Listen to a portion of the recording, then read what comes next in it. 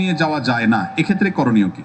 যে সমস্ত বোনরা পড়াশোনা করেন, নিজের বাড়ি থেকে অনেক দূরে আসেন, ইসলামের শরিয়ার নির্দেশনা হলো পড়াশোনা শুধু নয়, যে কোনো কাজে আপনি যাবেন, যদি আপনি দূরে যান, সফরের দূরত্বে যান, 75 কিলোমিটার বা আরো কম, আরো বেশি পথ যদি আপনি পার হন, তাহলে সেক্ষেত্রে আপনার কোনো মাহরাম পুরুষ সাথে থাকতে হবে। কেন মাহরাম পুরুষ থাকতে হবে?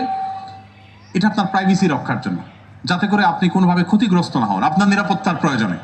আপনি যদি বলেন যে না, আমার নিরাপত্তা এটা প্রয়োজন নেই, তো আমি বলবো যে একজন নারীও যদি নিগৃহীত হন বা কোনোভাবে জুলুমের শিকার হন, তো শরীয়ত সেই পথটা যেন বন্ধ হয় সেজন্য বিধান রেখেছি। বিধান মাহরাম সাথে নিয়ে আপনি যেতে পারেন। মাহরাম আপনাকে রেখে আসলো হোস্টেলে, এরপরে মাহরাম চলে আসলো, আপনি পড়াশোনা করছেন, পর্দা পুশিদার মধ্যে থেকে যদি করতে পারেন, শরীয়ত সেখানে কোনো বাদ সাধে না, আপনার জন্য সেই স্বাধীনতা শরীয়ত দিয়েছে। কিন্তু সফরের দূরত্ব যদি হয়, তাহলে মাহরাম আপনার সাথে যেতে হবে, যদি না যায় তাহলে আপনি গুনাহগার হবেন। মাহরামের যে তালিকা সেটা খুব দীর্ঘ, শুধু বাবা আর ভাই না, অতএব যে কোনো মাহরাম আপনার সাথে যেতে পারেন। অবশ্য বিশেষ বিবেচনায় মহিলাদের অন্যান্য মহিলাদের সাথে যদি যায়, সেখানে নিরাপত্তার কোনো সমস্যা হলে অন্য মেয়েরা তাকে ধরতে পারবে, এরকম পরিস্থিতি তৈরি হলে ক্ষেত্র বিশেষে অনেক ওলামা ইকরাম ফতোয়া দিয়েছেন যে সেটা করা যাবে। মাহরাম নাই, অন্যান্য মেয়েদের সাথে যদি সহযাত্রী হয়ে যান, এটা স্পেশাল এবং বিশেষ ক্ষেত্রে। ভার্সিটির কাজের ক্ষেত্রে ছেলেদের সাথে কথা বলতেই হয় আমাদের, এ ব্যাপারে পরামর্শ দিন। আল্লাহ রাব্বুল আলামিন বলেছেন ওয়াকুলনা কাওলাম মারুফা। মেয়েরা যদি কোনো প্রয়োজনে ছেলেদের সাথে কথা বলতে হয়, সেই কথাটা হবে স্বাভাবিক এবং প্রয়োজনীয় কথা, অপ্রয়োজনীয় কথা না। ইনবক্সে গিয়ে হাই, কি খাইলা, কি করো, এসব ফাওয়া লাভ করতে শরীয়ত নিষেধ করে। কারণ এই ফাও আলাপগুলো আমাদেরকে অনেক খারাপ পথে নিয়ে যায়। আমরা এই বিষয়ে সম্মত জগন্নাথ বিশ্ববিদ্যালয় সিরাজ সেমিনারে কথা বলার পর সেখানকার অ্যাক্টিং ভিসি মহোদয় বলেছিলেন যে ভাই, নিয়মিত এই ইস্যুতে আমাদের বিচার এবং দেন দরবার করা লাগে। ওই যে হাই থেকে শুরু হয়েছে, এরপরে নাই হয়ে গেছে। শুরু হয়েছে হাই থেকে, শেষ হয়েছে নাই দিয়ে। কি নাই? ক্যারিয়ার নাই হয়ে গেছে, ফ্যামিলি নাই হয়ে গেছে, বাবা মা নাই হয়ে গেছে, এমনকি মাথাও নষ্ট হয়ে গেছে। নবী করিম সাল্লাল্লাহু আলাইহি ওয়াসাল্লাম বলেছেন, একজন বুদ্ধিমান প্রচন্ড মেধাবী পুরুষের ব্রেইনকে মুহূর্তের ভিতরে ক্যাপচার করে ফেলার ক্ষমতা একজন নারীর চাইতে বেশি আল্লাহ তাআলা কাউকে দেন নাই। এটা কোনো নারীর নেগেটিভ দিক না, এটা নারীর নেগেটিভ দিক না, এটা তার পাওয়ারের জায়গা। আল্লাহ তাআলা পাওয়ার দিয়ে রেখেছেন। এজন্য একজন পুরুষ তিনি সতর্ক থাকবেন, সজাগ থাকবেন যে আমি কোনোভাবে যেন ভুল পথে পা না বাড়াই, অসময়ে অজাগায় হাই দিয়া যেন নাই হয়ে না যায়। সতর্ক থাকতে বলে শরীয়ত। শরীয়ত বলে আমাদের সকল ভালোবাসা এগুলোকে আমরা জমিয়ে রাখবো, সবগুলোকে বুকে জমিয়ে রাখবো আমাদের জীবনে বৈধ জীবন সঙ্গিনীর জন্য। আর যদি রাস্তাঘাটে, অলিতে গলিতে, ক্লাসরুমে মেসেঞ্জারের চিপা চাপায় ভালোবাসা যেখানে সেখানে বিলায় বেড়ান, জীবনে যখন ভালোবাসা নিজের বৈধ সঙ্গীকে নিবেদন করার প্রয়োজন হবে, তখন দেখবেন ভালোবাসার পুঁজিতে টান পড়ছে,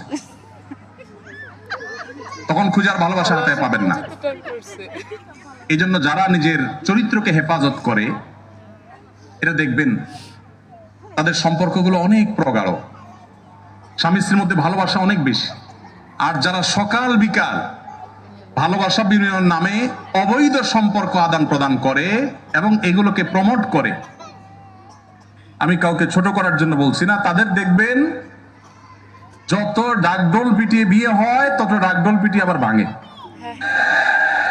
আপনাদেরকে সকাল বিকাল যারা নাটক, সিনেমা, নোবেল, উপন্যাসে প্রেম নামক এই হারাম রিলেশনকে যারা শিখায়, মুসলিম যুবকের তেজ ধার দ্বারা ধ্বংস করার চক্রান্তে লিপ্ত, সেই তথাকথিত প্রেম বা ভালোবাসার অভিনয় করে করে যারা আপনাদেরকে শিখায় কিভাবে প্রেমকে জয় করতে গিয়ে ধর্মকেও বৃদ্ধাঙ্গুলি দেখাতে হবে, নিউজে পজিটিভলি দেখানো হবে, অন্য ধর্মের দুইজন দুই ধর্মের হওয়া সত্ত্বেও তাদের ধর্ম তাদের ভালোবাসায় বাধা হয়ে দাঁড়ায় নাই। বাহ,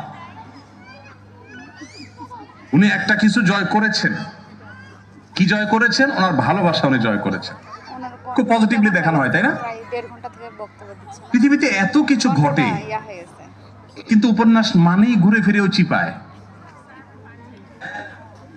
ওই অবৈধ সম্পর্ক, ওই হারাম রিলেশন, ওই 2 নম্বর পথ, ওই বাবা মার অবাধ্যতার পথে নিয়ে যাওয়া, ওই ক্যারিয়ার ধ্বংস করে দেওয়া, পড়াশোনা ধ্বংস করে দেওয়া, ঈমান আমল শেষ করে দেওয়া, তারুণ্য শেষ করে দেওয়া, এরা এদেশের তারুণ্যের সবচেয়ে বড় শত্রু। এদেশে যত আত্মহত্যা করেছে তরুণেরা অপরিণত বয়সে প্রেম নামক এই অবৈধ রিলেশন করতে গিয়ে, যত বাবা মায়ের বুক খালি হয়েছে, যত বাবা মায়ের সাথে সন্তানের সম্পর্ক নষ্ট হয়েছে, যত সন্তান ঘর ছাড়া হয়েছে, যত তরুণের পড়াশোনা ধ্বংস হয়েছে, যত তরুণের ক্যারিয়ার নষ্ট হয়েছে, যত মানুষের চাকরি জীবন ধ্বংস হয়েছে, যত সংসার ভেঙেছে, যত বাচ্চারা মা বাবার স্নেহহারা হয়েছে, এই সবগুলোর জন্য তথাকথিত বিবাহ বহির্ভূত অবৈধ ভালোবাসার প্রমোটাররা আসামি। এরা কেউ এই সমস্ত অপরাধের দায় এড়াতে পারে না। এরা আপনাকে সকাল বিকাল অভিনয় করে দেখাবে কিভাবে প্রেমকে জয় করতে হয়। মা বাবার অবাধ্য হয়েও নিজের অবৈধ কাজের সঙ্গীর হাত ধরে চলে যেতে হবে, সমাজকে বৃদ্ধাঙ্গুলি দেখিয়ে, মা বাবাকে বৃদ্ধাঙ্গুলি দেখিয়ে এটাকে পজিটিভলি তারা তুলে ধরবে। হ্যাঁ, অবশেষে নাটকে, সিনেমায়, নোবেলে প্রেমের জয় হয়েছে, মা বাবা হাসছে, সবাই পরশে মাইনা নিছে।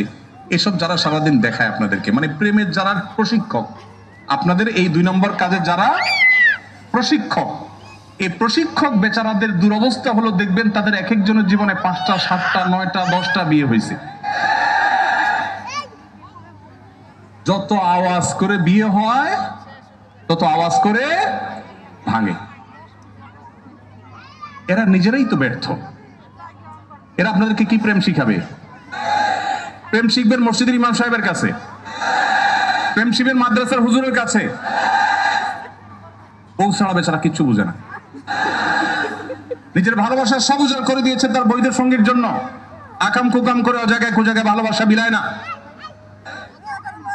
পশ্চিমাদের মোরালিটি শেষ হয়ে গেছে। আমি একটা কথা জোরালো ভাবে বলি, জ্ঞানে বিজ্ঞানে, তথ্য প্রযুক্তিতে, অবকাঠামোতে, অন্য অনেক বিষয়ে পশ্চিমারা যদি আমাদের চাইতে 200 বছর এগিয়ে থাকে, পরিবার ব্যবস্থাপনায় আমরা তাদের চাইতে 500 বছর এগিয়ে আছি।